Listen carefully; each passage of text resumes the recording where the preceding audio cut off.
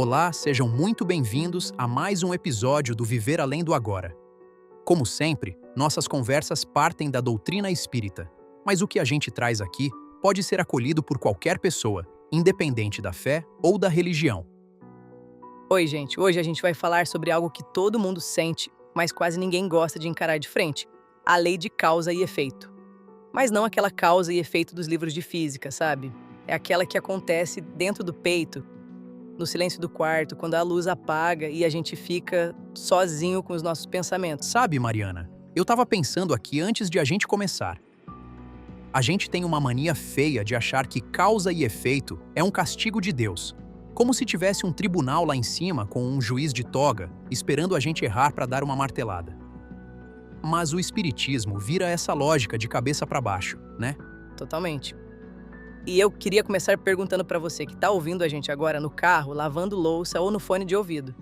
Qual foi a última vez que você sentiu um aperto no peito por algo que você fez e que ninguém, absolutamente ninguém, ficou sabendo? Aquele mal-estar que não tem remédio, que cure, porque a dor não é no corpo, é na alma. Já parou pra pensar por que isso acontece?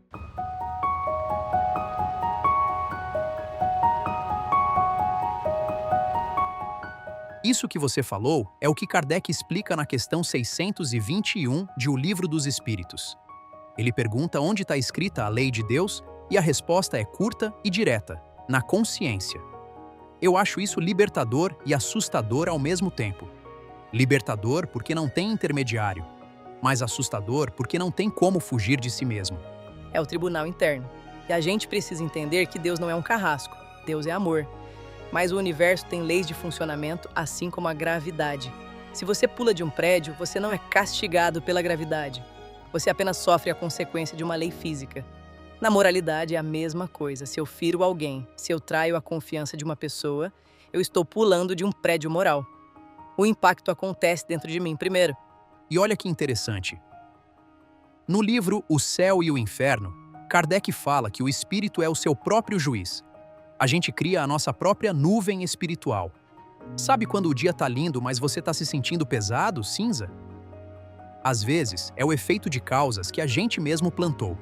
Pode ser uma fofoca no trabalho que você achou que não ia dar nada, ou aquela mentirinha para se livrar de um problema. A gente acha que enganou o mundo, mas a nossa consciência registrou a mancha.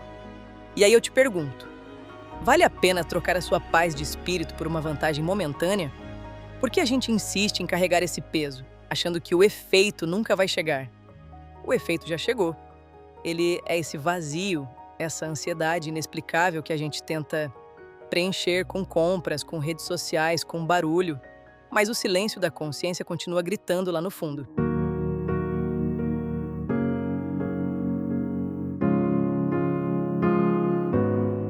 Vamos entrar num ponto que pode ser a dúvida de muita gente: relações sexuais casuais.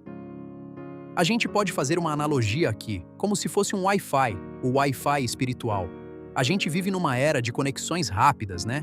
Mas a gente esquece que toda conexão, principalmente a conexão íntima, é uma troca de arquivos profundos.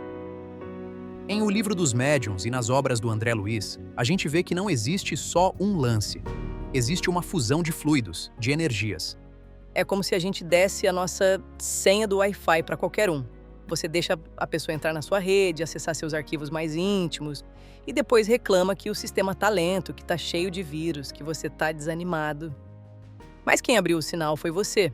A causa foi a falta de critério. O efeito é a bagunça energética no seu perispírito. E isso não é sobre moralismo, ou sobre pode ou não pode. É sobre autoproteção. A doutrina espírita não diz que é errado, que você não pode fazer. A lei de Deus está na nossa consciência. É aquilo que você sente quando a relação termina. O vazio. O por que fiz isso? É entender que o seu corpo e a sua energia são sagrados. Quando a gente se envolve com alguém sem afeto real, só pelo desejo da casca, da matéria, do corpo bonito, a gente está bebendo água salgada. Mata a sede por 15 minutos, mas a desidratação espiritual que vem depois é enorme. Ótimo exemplo. E é bom lembrar que não estamos aqui para ditar regras. Você é totalmente livre para decidir o que fazer. Estamos apenas tornando claro os efeitos de algumas escolhas. E você que está aí do outro lado nos ouvindo. Como está a segurança da sua rede espiritual? Quem você tem deixado entrar no seu campo mais íntimo? Será que você está buscando preencher um buraco na alma com trocas que só aumentam esse vazio? Causa e efeito não é sobre o que o outro faz com você, é sobre o que você faz com você mesmo.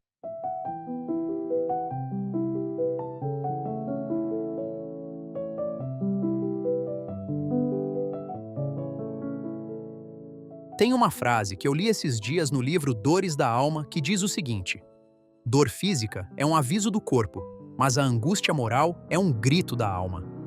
E no Espiritismo a gente aprende que essa angústia é o efeito de termos agido contra a nossa própria essência.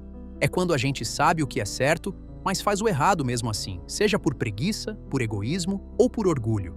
E o que fazer quando a gente já errou? Quando o efeito já está batendo na porta e o remorso está consumindo?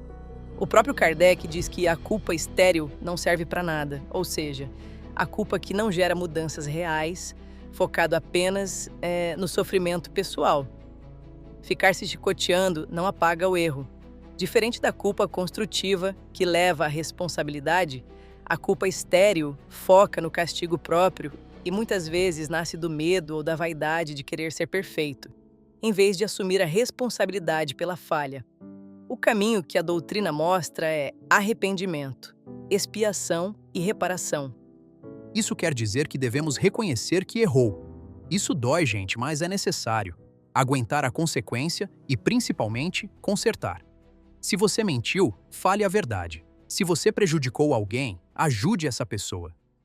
Se você se sujou energeticamente, busque o passe, a prece, mas principalmente muda a atitude. O trabalho no bem é o maior detergente da alma que existe. É o recalculando a rota. Não importa o quão longe você foi no caminho errado, você sempre pode começar a voltar. A lei de causa e efeito é justa, mas ela também é misericordiosa porque ela nos dá infinitas chances de recomeçar. Exatamente. A gente está dando alguns exemplos genéricos aqui, mas isso não é uma imposição. Como dissemos antes, a sua consciência é a sua bússola moral. Você deve olhar para dentro de si mesmo, no silêncio, e meditar naquilo que deve ser feito. Ninguém precisa vir julgar a sua moral e dizer o que você deve fazer. A resposta já está aí martelando. Às vezes, é só nós mesmos que não queremos aceitar esse fato. Bem colocado. Não podemos esquecer disso. Para a gente encerrar, eu queria deixar uma reflexão final. A gente gasta tanta energia tentando controlar o que os outros pensam da gente, postando coisas que achamos que os outros vão gostar, tentando parecer perfeito nas redes sociais. Mas a única opinião que realmente importa no final do dia é a da nossa própria consciência. Quem seria você, sem a influência dos outros?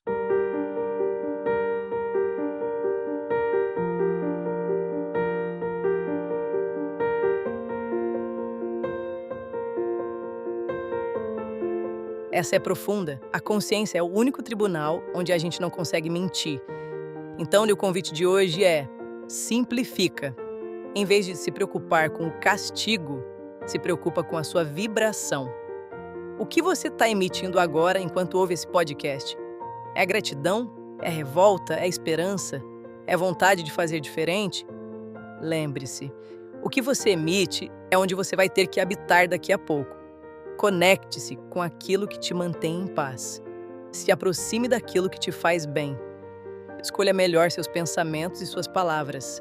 Acredite em você mesmo, faça diferente no hoje e colha diferente amanhã.